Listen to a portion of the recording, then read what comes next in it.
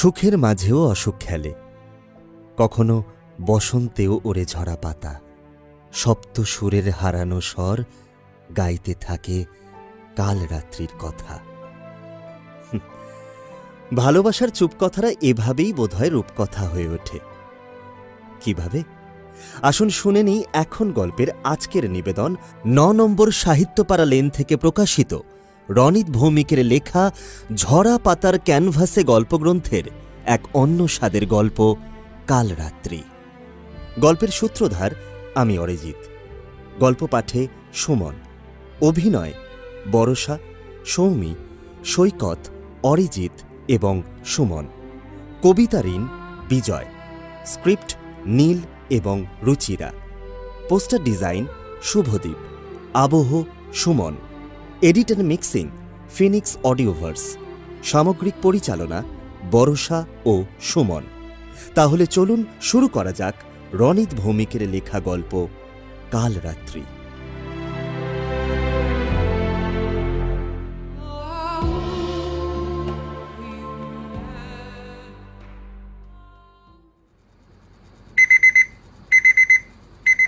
সেদিন ভোররাতে ফোনের অ্যালার্মটা কান অবধি পৌঁছলেও ঘুম ভাঙতে একটু দেরি হয়ে গিয়েছিল।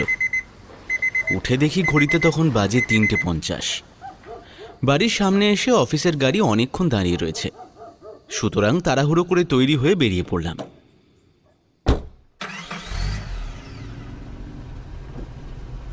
গাড়ির ড্রাইভার দ্রুত গতিতে গাড়ি ছুটিয়ে এগিয়ে চলল সল্ট লেকের অফিস পাড়ার দিকে। সল্ট লেকের অফিস পাড়া অর্থাৎ সেক্টর 5 হল কলকাতার মধ্যে এমন এক জায়গায় যার সারা দিনের মধ্যে একটি ঘন্টাও বিশ্রাম নেই। এখানে দিনের ২৪ ঘন্টাও হয়তো কম পড়ে যায়। এই এলাকায় মানুষের কথোপকথনের চেয়ে কম্পিউটারের কিবোর্ডের ঠুকঠাক শব্দই বেশি শোনা যায়। ভোরবেলা গাড়ির জানলার ভিতর থেকে শহরের রাজপথগুলো দেখার মজাটাই আলাদা।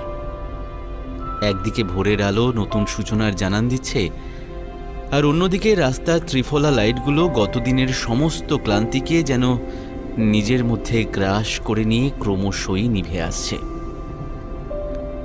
সেদিন অবশ্য খানিকটা মেঘলা হয়েছিল, আর তাই কিছুটা পথ যেতে না যেতেই বৃষ্টির দেখা পেলাম। বৃষ্টিটা বাড়ছে দেখে ড্রাইভার তাড়াতাড়ি জানলার কাঁচগুলো তুলে দিল। তবে বৃষ্টির ফোঁটাগুলো ঝাপটে এসে মুখে লাগার মধ্যে যেন এক অদ্ভুত ভালো লাগা মিশে থাকে। সেই ভালো লাগার অনুভূতিটা আদতে একটু আলাদা। ঠিক যেমন নিজের জীবনের প্রিয় মানুষটিকে অন্য কারোর সঙ্গে সুখে থাকতে দেখে মনে মনে তার খুশিতেই নিজের খুশিকে খুঁজে উপভোগ করার মতো একটা বিষয়। হয়তো সবার পক্ষে সেটা বোঝা সম্ভব হয় না, কিন্তু যারা পারে তারাই একমাত্র ভালোবাসার প্রকৃত অর্থটা বোঝে। হ্যাঁ, কারণ ভালোবাসা শব্দটা শুধুমাত্র এই সামান্য চাওয়া পাওয়ার বৃত্তটার মধ্যেই সীমাবদ্ধ নয়। কথাগুলো নিজের মনে চিন্তা করতে করতে হঠাৎ জ্ঞান হলো পকেটে রাখা ফোনটা প্রায় ৩ বেজে কেটে গেছে। ফোনটা বের করে দেখি তানিয়ার নাম্বার থেকে ৩টে মিসড কল। তানিয়া, আমার জীবনের সেই প্রিয় মানুষটি, আবার সবচেয়ে কাছের বন্ধুও বটে। ওর সঙ্গে রাজদীপদার বিয়ে হয়েছে প্রায় ৩ বছর হয়ে গেল। তানিয়া, আমি আর রাজদীপদা তিনজনেই একই কলেজে পড়তাম। তবে রাজদীপদা ছিল আমাদের থেকে ১ বছরের সিনিয়র। ওদের দীর্ঘ ৫ বছরের সম্পর্কটা সংক্ষেপে বলতে গেলে গোটা ১০ ব্রেকআপ আর অসংখ্য ঝগড়ায় ভরপুর একটা প্রেম। কিন্তু তারপরও ভালোবাসা ওদের জীবনে সুখের ডানা মেলেছে। বিয়ের পর ওদের মধ্যে যে ঝগড়া হয় না তেমনটা নয়, কিন্তু ওরা দুজনেই দুজনের মধ্যে সুখ খুঁজে পায়। হাসি খুশিতেই ওরা দিন কাটাচ্ছে, আর ওদের এই খুশি দূর থেকে দেখে আমিও সমান আনন্দিত। তানিয়ার খুশির মধ্যে আজও নিজের খুশিটা বরাবরের মতো খুঁজে চলেছি।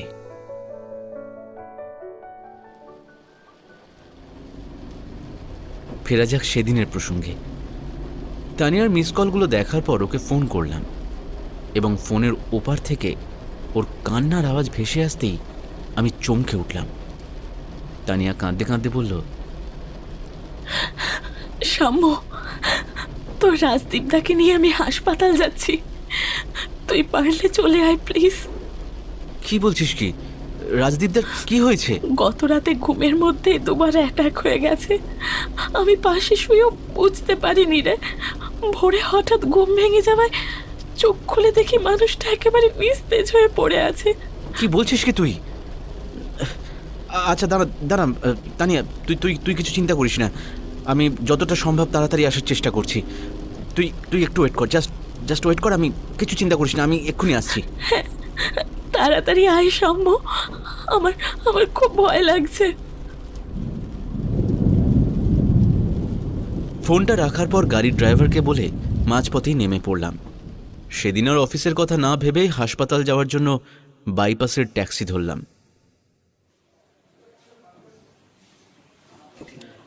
হাসপাতাল পৌঁছে প্রথমেই এমার্জেন্সি ওয়ার্ডের দিকে ছুটে গেলাম এবং সেখানে গিয়ে দেখি সামনের সিটে বসে তানিয়া এক নাগারে কেঁদে চলেছে, আর ওর পাশে বসা এক মধ্যবয়স্কা মহিলা ক্রমাগত ওকে সান্ত্বনা দিয়ে যাচ্ছে। আমাকে দেখতে পেয়ে সিট ছেড়ে উঠে এসে আমাকে জড়িয়ে ধরল তানিয়া। ওই ওয়ার্ডে উপস্থিত সবাই একটু অবাক দৃষ্টিতে তাকালেও ওই মুহূর্তে আমি সেই বিষয়টাকে বেশি গুরুত্ব দিতে চাইনি, বরং ওর এলোমেলো চুলগুলো মুখের কাছ থেকে সরিয়ে ওকে শান্ত করার চেষ্টা করলাম এবং সিটে বসিয়ে ওর পাশের সেই মহিলাটিকে জিজ্ঞেস করলাম, আচ্ছা রাজদীপদাকে কি ওটিতে নিয়ে গেছে? হ্যাঁ, একটু আগেই নিয়ে গেছে। তুমি কি তানিয়ার ভাই? না, বন্ধু, ওদের দুজনেরই খুব কাছের বন্ধু। আমারও স্বামীর আজ অপারেশন আছে, পাশের ওটিতেই ওকে ঢুকিয়েছে। আপনি একা এসেছেন? হ্যাঁ, কি আর করব, ছেলে বাইরে থাকে, ওর আসতে গোটা দিন পেরিয়ে যাবে। আর বাবা, আমার তো কোনো বন্ধুও নেই যে পাশে এসে দাঁড়াবে। ওনার শেষ কথাটা শুনে বুঝতে পারলাম যতই কঠিন পরিস্থিতি হোক না কেন, বিবাহিত মহিলার পাশে একজন পুরুষ বন্ধুকে এসে দাঁড়াতে দেখলে আজও সমাজ বিষয়টাকে অন্য চোখে দেখে। এদিকে যত সময় গড়াচ্ছে ততই যেন আতঙ্কে তানিয়া মনের দিক থেকে ভেঙে পড়ছে। আমি নার্সের সঙ্গে কথা বলে ফিরতেই আমার জামাটা টেনে ধরে ওর প্রশ্ন, সাম্য, ওরা কি বললো রে? তোর রাজদীপদা বেঁচে ফিরবে তো? আরে কি কি বলছিস কি তুই? সব সব ঠিক হয়ে যাবে। দেখ, রাজদীপদার যেহেতু দুটো অ্যাটাক পরপর হয়েছে, তাই হার্টের অবস্থাটা একটু ক্রিটিক্যাল। ওর কিছু হয়ে গেলে আমি নিজেকে শেষ করে ফেলবো, একেবারে শেষ করে ফেলবো, শেষ করে ফেলবো, শেষ করে। কিছু মুহূর্ত আগে অবধি শক্ত করে ধরে রাখা আমার জামাটা ছেড়ে দিয়ে তানিয়া নিজের মনে বিড়বিড় করতে করতে সিটে বসে পড়ল। এমন পরিস্থিতিতে কাউকে সান্ত্বনা দেওয়া হয়তো সবচেয়ে কঠিন একটা কাজ, কিন্তু তাও ওদের ছোট্ট মেয়েটার কথা মনে করিয়ে আমি তানিয়াকে বললাম, আচ্ছা আচ্ছা তানিয়া, দেখ, তুই যদি এইভাবে ভেঙে পড়িস তাহলে ঈশানীকে কে দেখবে বলতো? তোর শাশুড়ির বয়স হয়েছে, ওনার দিকটা তো ভাববি নাকি? এই সাম্য, আমার শাশুড়ি মাকে একবার ফোন করবি? নাম্বারটা ডায়াল করে তানিয়ার হাতে ফোনটা দিলাম এবং কিছুক্ষণ নিজের শাশুড়ির সঙ্গে ফোনে কথা বলার পর তানিয়াকে একটু শান্ত হয়ে বসতে দেখলাম।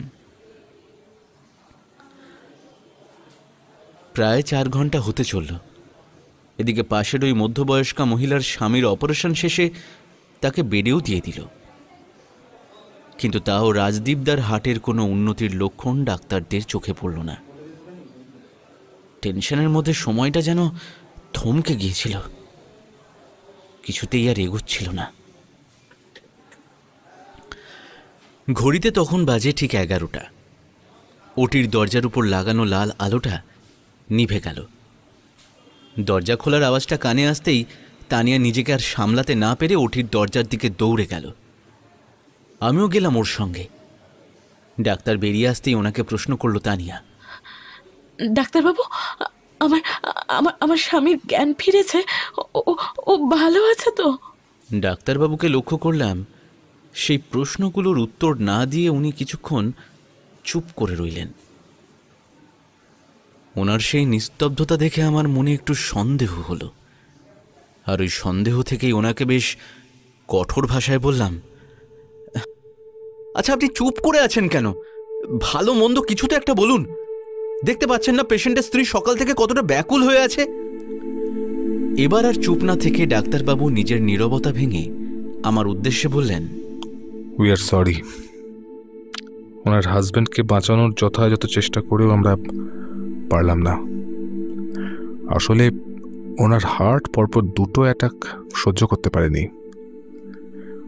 ওনার যখন আর কি আমরা ওটি টেবিলে ওনাকে নিয়ে গেলাম, তখনই ওনার হার্ট আমাদের ট্রিটমেন্টে রেসপন্স করা বন্ধ করে দিয়েছিল। তারপরেও আমরা চেষ্টা করেছি যদি কোনো একটা মিরাকেল ঘটে, কিন্তু মেডিকেল সায়েন্সে মিরাকেলটা সবসময় হয় না। কথাটা শোনা মাত্রই তানিয়া মেঝেতে বসে পড়ল। ওর শরীরে তখন কোনো সার নেই, 2 চোখ দিয়ে শুধু অজস্র জল পড়ে চলেছে। মেঝে থেকে উঠিয়ে আমি ওকে দাঁড় করালাম, এবং সেই মুহূর্তে ডাক্তারদের উদ্দেশ্যে ওর মুখ থেকে শুধু একটা কথাই বারবার বের হচ্ছিল, আর একবার চেষ্টা করে দেখবেন ডাক্তারবাবু, ও এবার ঠিক সাড়া দেবে। আর একটিবার চেষ্টা করে দেখুন প্লিজ, একবার একটু চেষ্টা করে দেখুন না প্লিজ। সত্যি এই রকম সময় ডাক্তাররা খুবই অসহায় বোধ করেন। মৃত্যুর কোলে ঢলে পড়া ব্যক্তির প্রিয়জনদের কান্না এবং আরও একবার তাকে ফিরে পাওয়ার আবেগ থেকে করা অনুরোধটা না রাখতে পারার যন্ত্রণা বারবার ওনাদের মনে আঘাত আনে। এই পেশায় আসার পর ওনাদের যেমন আছে মানুষকে সুস্থ করে তোলার আনন্দ, তেমনই আছে যন্ত্রণা, যা শুরু হয় অপারেশন টেবিলে মৃতের শেষ নিঃশ্বাস ত্যাগের সঙ্গে এবং চলতে থাকে তার প্রিয়জনদের কান্না ও সেই সব পূরণ করতে না পারা অনুরোধ অবধি।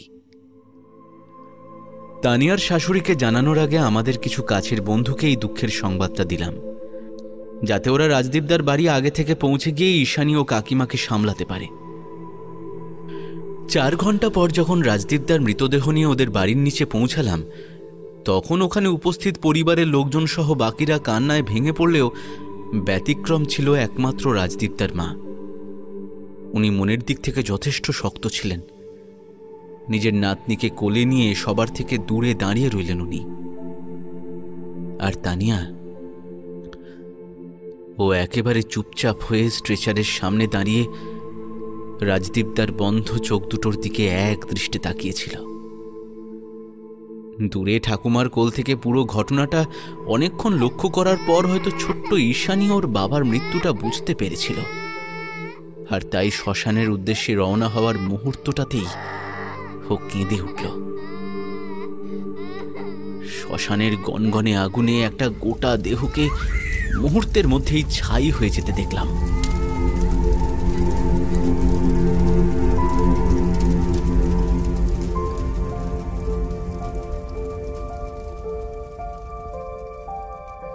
রিংয়ের মতো আকাশের উদ্দেশ্যে উঠতে থাকা কালো ধোঁয়াগুলোর মাধ্যমে রাজদীপদার বিদায় জানানো এবং তারপর গঙ্গায় নেমে যাওয়া উত্তপ্ত নাভির পুতপুত,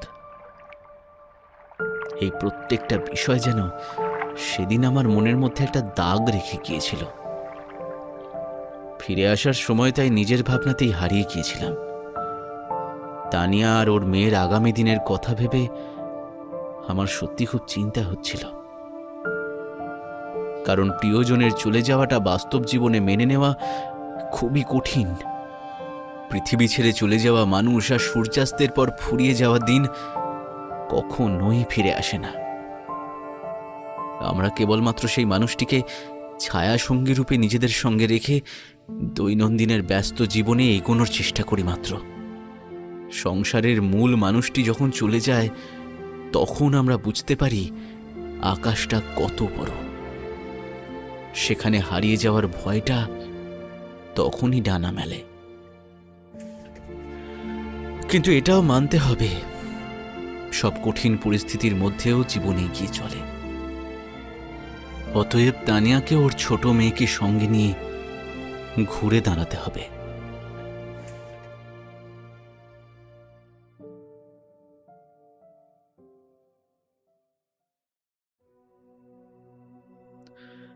দেখতে দেখতে একটা মাস কেটে গেল।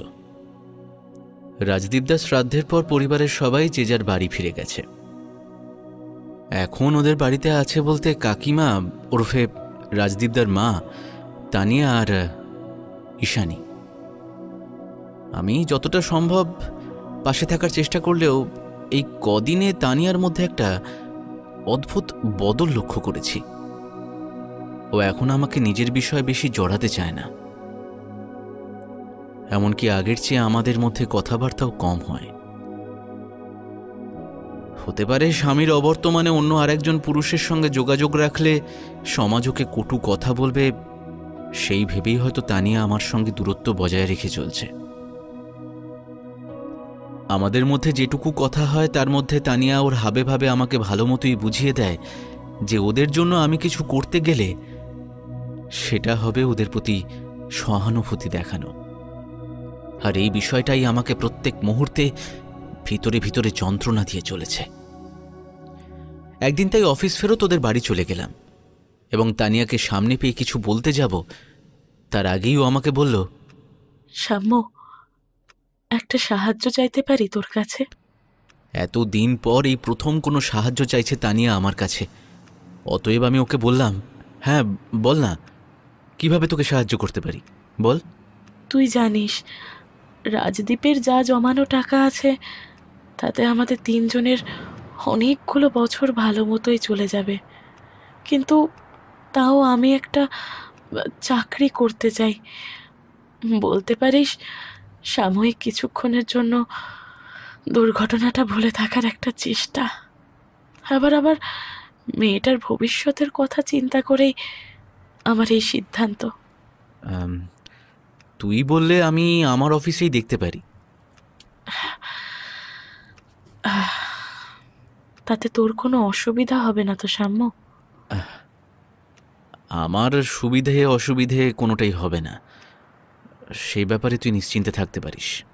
আমি কথাটা সেইভাবে বলতে চাইনি রে, প্লিজ কিছু মনে করিস না। না রে তানিয়া, আমি কিছু মনে করিনি। তাহলে ওই কথাই রইল, অফিসে কথা বলে দেখি কতটা কি করা যায়, কেমন? তুই না এক কাজ কর, আগামীকালের মধ্যে আমাকে একটা তোর সিভি মেল করে দিস, ঠিক আছে?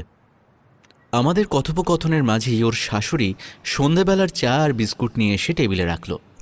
আরে এ কি কাকিমা, আবার এইসব কেন?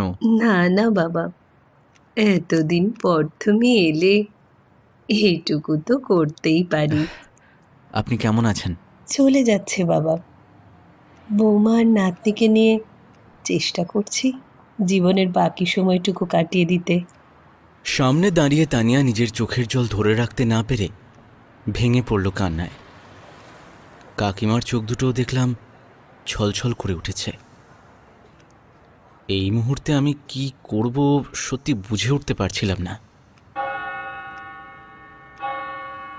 এদিকে শহরের মাঝখানে বড় ঘড়ির ঘণ্টাটা বেজে উঠল, আর সেই সঙ্গে কাকিমা নিজের চোখের জল শাড়ির আঁচল দিয়ে মুছতে মুছতে বলল,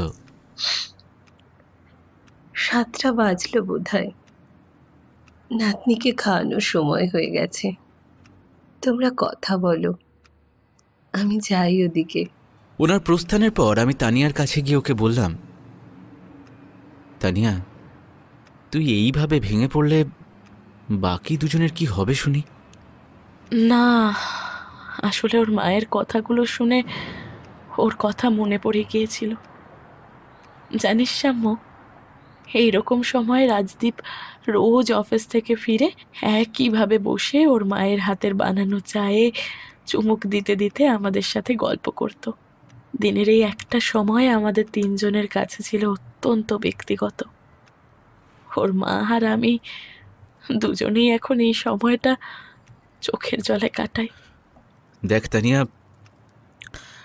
তুই হয়তো ভাববি যে আমি আবারও তোকে সান্ত্বনা দিচ্ছি, কিন্তু একটু চিন্তা করে দেখিস, রাজদীপদার কথাই যদি তুই ভেবে যাস তাহলে তোদের মেয়ের কথা কে ভাববে?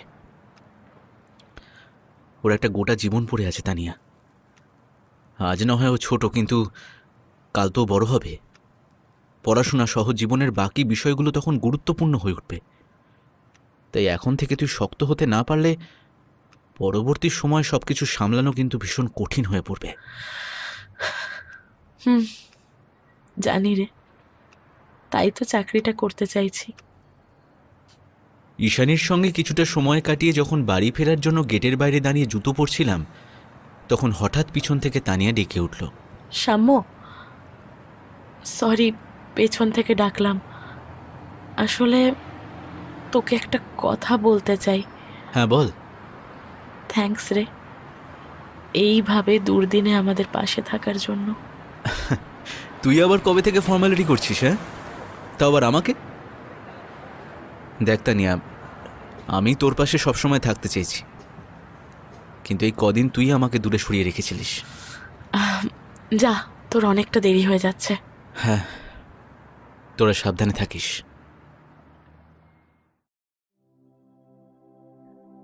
কিছুদিনের মধ্যেই তানিয়াকে ইন্টারভিউয়ের জন্য আমাদের অফিস থেকে ডেকে পাঠানো হলো এবং 1 মাসের মাথাতেই কল লেটার ওর বাড়িও পৌঁছে গেল। আমাদের অফিসের অ্যাকাউন্টস ডিপার্টমেন্টে জয়েন করলো তানিয়া। এখন ওর জীবনটা আবারও নতুন করে সাজিয়ে তোলার পালা। কিন্তু ও কি সত্যিই নিজের জীবন নতুন করে গড়ে তুলতে চায়? উত্তরটা না ধরে নেওয়াটাই শ্রেয়, কারণ তানিয়া আজও রাজদীপদার স্মৃতি আঁকড়ে প্রতিটা দিন একইভাবে কাটিয়ে যাচ্ছে। আশ্বিনের আকাশে এখন বিদায়ের সুর। মা দুর্গা ফিরে গিয়েছেন কৈলাসে। শহরের কিছু কিছু জায়গায় প্যান্ডেল খোলার কাজ শুরু হলেও বেশিরভাগ রাস্তার মোড়েতেই পড়ে আছে মস্ত সাজানো প্যান্ডেলগুলো। গোটা শহরটা যেন টানা 4 দিন আনন্দ উৎসবে মেতে থাকার পর আবার ব্যস্ততায় নিজেকে মুড়ে ফেলার প্রস্তুতি নিচ্ছে। এবার পুজোর দিনগুলো আমার বাড়ির 4 দেয়ালের মধ্যে কাটলেও বিজয়ের দিন হঠাৎ তানিয়ার শাশুড়ির ফোন পেয়ে আমাকে ওদের বাড়ি ছুটতে হলো। ওদের বাড়ি পৌঁছে টের পেলাম সেদিন কাকিমা আমাকে তানিয়ার অজান্তেই ডেকে পাঠিয়েছেন। তানিয়া তখন মেয়েকে নিয়ে কাছে পিঠে একটু ঘুরতে গিয়েছে, আর সেই সুযোগে কাকিমা আমাকে ওনার ঘরে ডেকে নিয়ে গিয়ে বললেন, শামু, তুমি আমাদের জন্য আজ অবধি যা করেছো, আমাদের সবচেয়ে কঠিন সময় তুমি যেভাবে পাশে এসে দাঁড়িয়েছো, তার জন্য তোমার কাছে আমি চিরঋণী হয়ে থাকবো। আজ আবার এইসব কথা কেন তুলছেন কাকিমা? আমি তো আপনাদের নিজেদের মনে করেই। দেখুন, দয়া করে এর জন্য ঋণী শব্দটা ব্যবহার করবেন না। দেখো বাবা, আমাদের জীবনের সবচেয়ে মারাত্মক দিনটায় তুমি আমাদের পাশে ছিলে। ওই দিনটায় যখন নিজের ছেলেকে ওই অবস্থায় শেষ যাত্রায় যেতে দেখছিলাম, তখন নিজেকে খুব অসহায় মনে হচ্ছিল। সেদিন থেকে তুমি আমাদের পাশে এসে দাঁড়ানো মনে একটু বল পেয়েছি বলতে পারো। সেই থেকে তোমার ওপর আমি কেমন যেন ভরসা করে ফেলেছি। আমাদের আপদে বিপদে সব সময় তুমি থাকার চেষ্টা করেছো। তাই আমার বলতে দ্বিধাও নেই যে এক ছেলেকে হারিয়ে আরেক ছেলে কাছে পেয়েছি। আজ পুজোর দিনে তাই তোমার কাছে কিছু চাইলে আমাকে ফিরিয়ে দিও না বাবা। নিজের ছেলের স্থান যাকে দিয়েছেন তাকে এইভাবে বলছেন? কাকিমা, আপনি নির্দ্বিধায় বলতে পারেন, বলুন। একটু থেমে আমার হাত দুটোকে নিজের দুটো হাত দিয়ে ধরে কাকিমা বললেন, তানিয়া আর ঈশানীর বাকি জীবনের ভার তুমি নেবে বাবা। কথাটা শোনা মাত্রই আমার চারপাশের সবকিছু যেন কেমন স্থির হয়ে গিয়েছিল। আমি বললাম, কি বলছেন কি কাকিমা? আপনি যা বলছেন সেটা কি ভেবে বলছেন?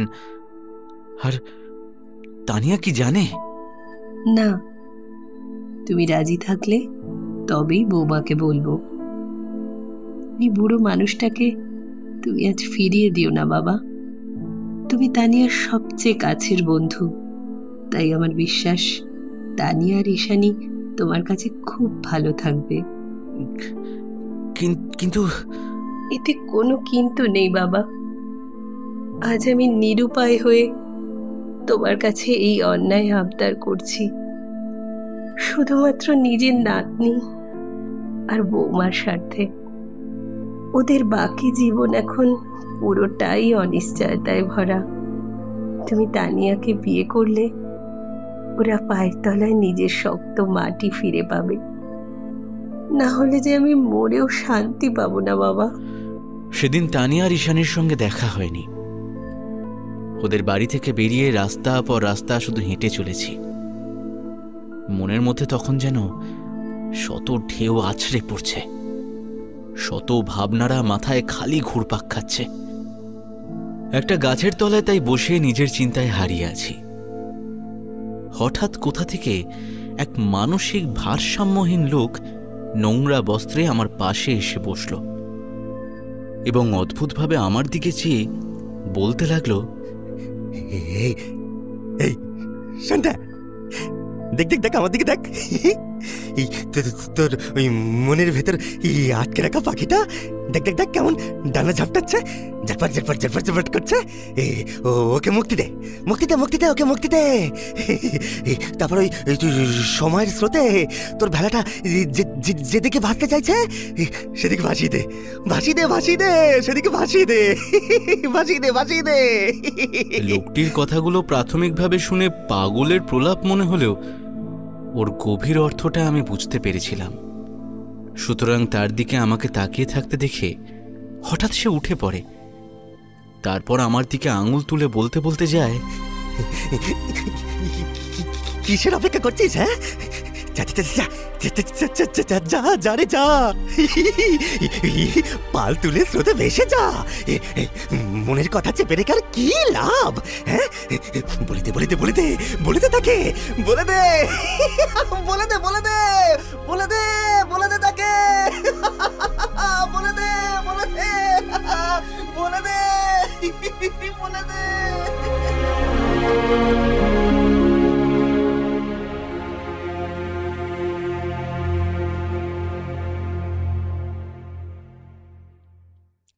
সেদিন বাড়ি ফেরার পর থেকে শুধু মাথায় একটা কথাই ঘুরপাক খাচ্ছিল। রাস্তার ওই লোকটির বলা কথাগুলো নিছকই কাকতালীয় নাকি এটা বিধাতার কোনো সংকেত যা উনি লোকটির মাধ্যমে আমাকে দিতে চাইলেন? 2-3 দিনের মধ্যেই তাই ঠিক করে ফেললাম কাকিমার কথা অনুযায়ী তানিয়া আর ঈশানীর বাকি জীবনের দায়িত্বটা নিজের কাঁধে তুলে নেব, যার ফলস্বরূপ পৌঁছে গেলাম তানিয়াদের বাড়ি এবং কাকিমাকে নিজের সিদ্ধান্তটা জানিয়ে এলাম। তবে তানিয়ার দিক থেকে আমাকে মেনে নেওয়াটা কি আদৌ সম্ভবপর হবে? আমার দিক থেকে সবুজ সংকেত পাওয়ার পর কাকিমা ওকে রাজি করানোর দায়িত্বটা নিজের কাঁধে নিলেন। কিছুদিনের মধ্যেই তানিয়া আমাকে ওর বাড়ি ডেকে পাঠালো এবং আমিও চটজলদি ওদের বাড়ি পৌঁছে গেলাম। তানিয়ার সামনে যেতেই লক্ষ্য করলাম ওর মুখটা বেশ থমথমে। আমার দিকে যেন ঘেন্নার চোখে তাকিয়ে বলল, তোর মনে তাহলে এটাই ছিল সাম্য? এতদিন শুধু ভালো মানুষ সেজে থাকার অভিনয় করে গেলি? তুই এসব কি বলছিস? যা বলছি ঠিকই বলছি। আমার আর আমার মেয়ের একা হয়ে পড়ার সুযোগটাই তুই নিতে চাইছিস, তাই তো? বন্ধুত্বের আড়ালে এটাই তোর আসল উদ্দেশ্য ছিল, তাই না? তানিয়াকে উত্তেজিত হয়ে পড়তে দেখে কাকিমা পাশের ঘর থেকে তাড়াতাড়ি উঠে এসে ওকে বলল, তুমি ওকে ভুল বুঝছো বৌমা। বিয়ের প্রস্তাবটা আমি ওকে দিয়েছিলাম। শ্যামর মতো ভালো ছেলে আর হয় না। ও আর এখন তোমার শুধু ভালো বন্ধুই নয়, আমার আরেক ছেলেও বটে। আমার বিশ্বাস ঈশানীর বাবার সব কর্তব্য শ্যাম পালন করার ক্ষমতা রাখে। তোমরা ভালো থাকবে ওর কাছে। আরেকটা বিয়ে করা আমার পক্ষে সম্ভব নয় মা। এটা আমার কাছে কতটা অসম্ভব আমি কাউকে বলে বোঝাতে পারবো না। যে মানুষটাকে আমি ভালোবেসেছিলাম এখনো ভালোবাসি, যে মানুষটা আমাকে ঘিরে রয়েছে সেই মানুষটার জায়গায় আমি অন্য কাউকে কিভাবে বসাবো আপনি বলতে পারেন? তার উপর সাম্যর সঙ্গে বিয়ের কথা, যে কিনা আমার শুধুমাত্র ভালো বন্ধু। না না মা, আপনি দয়া করে এই ব্যাপারে আমাকে আর কিচ্ছু বলবেন না। ওই দিন ওদের বাড়ি থেকে বেরিয়ে আসার সময় ঈশানী ওর ঠাকুমার কোল থেকেই আমার জামাটা টেনে ধরেছিল।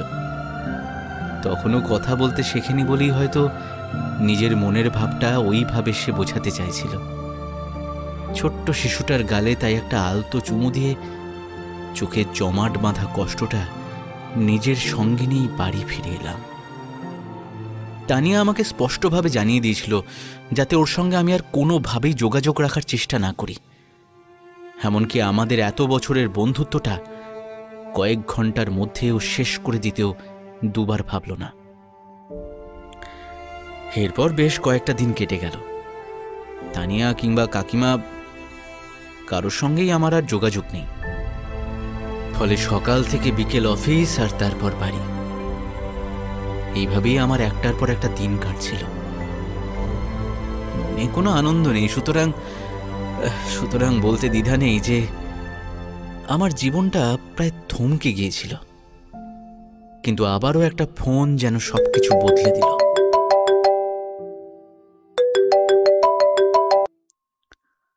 হ্যালো, আমি তানিয়া বলছি। তোর সঙ্গে আজ বিকেলে একবার দেখা করা যাবে? হ্যাঁ, কটায় তোর বাড়ি যাব বল? না, আমাদের বাড়ি আসিস না। আমি অন্য কোথাও তোর সঙ্গে দেখা করতে চাই, একা। তাহলে আমরা ময়দানে দেখা করি। ঠিক আছে, তাহলে বিকেল 4টে নাগাদ বিড়লা প্ল্যানেটোরিয়ামের সামনে। কথাটা শেষ করেই ফোনটা কেটে দিল তানিয়া, আর আমি রইলাম দিনের শেষ প্রহরের অপেক্ষায়।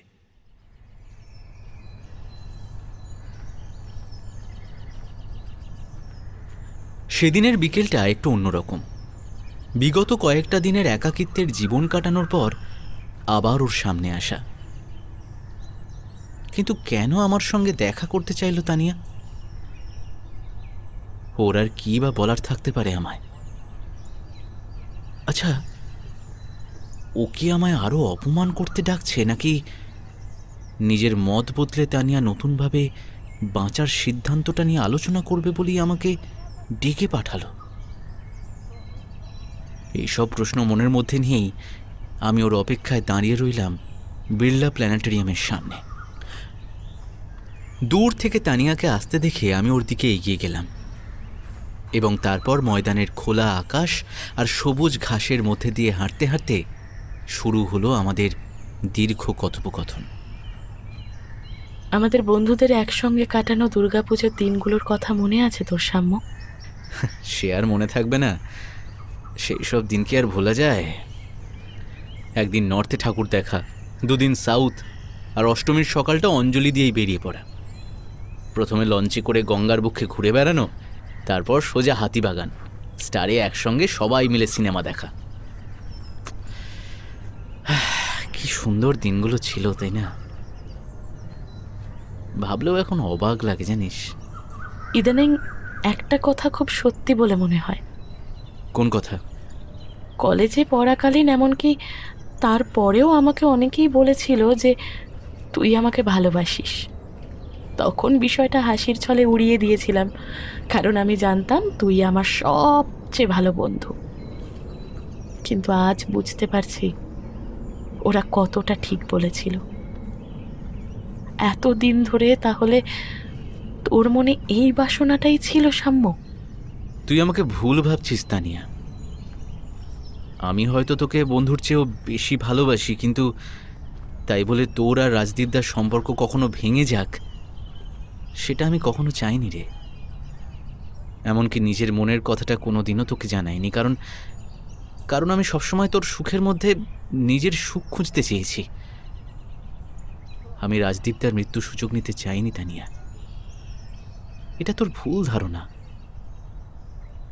আমি শুধু চেয়েছি তোদের পাশে থাকতে, আর তাই কাকিমার প্রস্তাবটা মেনে নিয়েছিলাম। ঠিক আছে সাম্য, তুই যখন একটা জীবন্ত লাশকে বিয়ে করতে চাস তখন আমি যা যা বলবো তোকে সেটা মেনে নিতে হবে। আমি তোর পাশে থাকলেও আমার মন থাকবে অনেক দূরে। আমার কাছে তোর কোনো দাবি থাকবে না। আমাকে তুই কখনো স্পর্শ করার চেষ্টা করবি না। আমার কাছ থেকে কোনোদিনও ভালোবাসার প্রত্যাশা রাখবি না।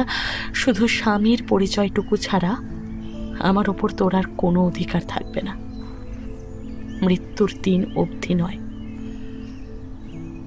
রাজদীপকে আমি কখনো ভুলতে পারবো না, আর চাইও না আমি ওকে ভুলতে। ওর ভালোবাসার স্মৃতি নিয়েই আমি আমার মেয়ের স্বার্থে নিজেকে বাঁচিয়ে রাখবো।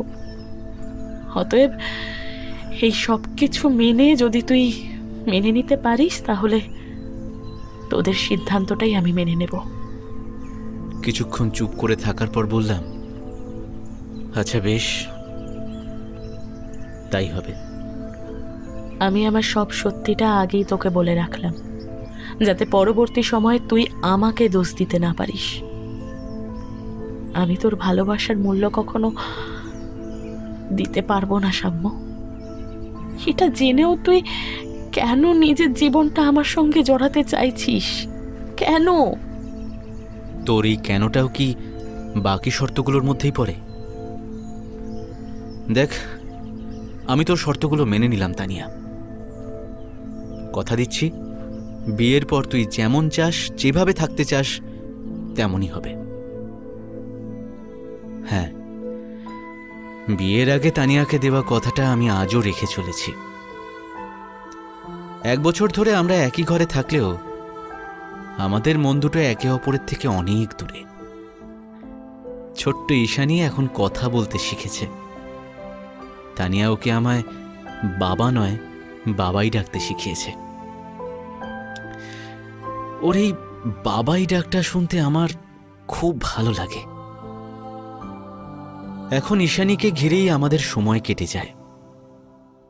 কাকিমা মাঝে মধ্যে আমাদের সঙ্গে এসে থাকলেও উনি ওনার নিজের বাড়িতে থাকতেই বেশি স্বাচ্ছন্দ্য বোধ করেন।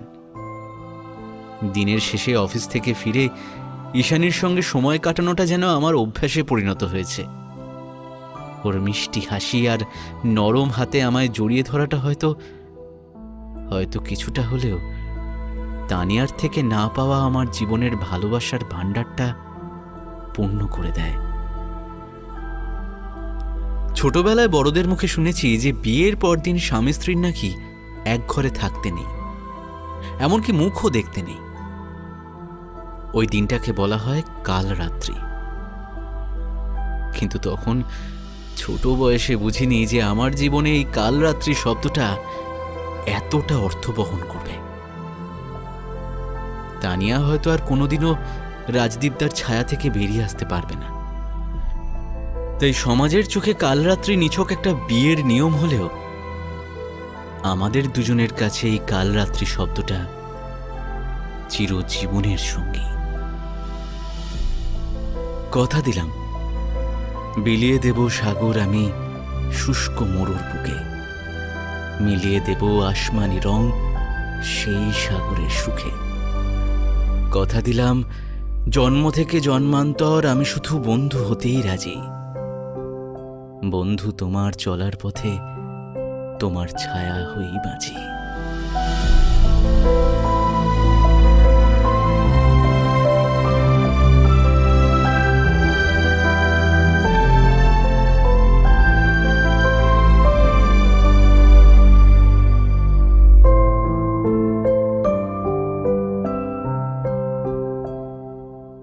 গল্পটি আপনাদের কেমন লাগলো অবশ্যই কমেন্ট করে জানাবেন, আর ভালো লাগলে চ্যানেলটি সাবস্ক্রাইব করতে ভুলবেন না যেন। একটা দারুণ সুখবর রয়েছে আপনাদের জন্য। এখন আপনার লেখা গল্প শুনতে পারেন আমাদের এখন গল্প ইউটিউব চ্যানেলে। আপনার লেখা ভৌতিক, অলৌকিক, সাসপেন্স, থ্রিলার অথবা প্রেমের গল্প পাঠাতে পারেন আমাদের মেলের মাধ্যমে ekhongolpo@gmail.com এই ঠিকানায়। কমপক্ষে 2টি গল্প পাঠাবেন। গল্পটি অবশ্যই মৌলিক এবং পূর্বে অডিও রূপান্তর হয়নি এমন হতে হবে।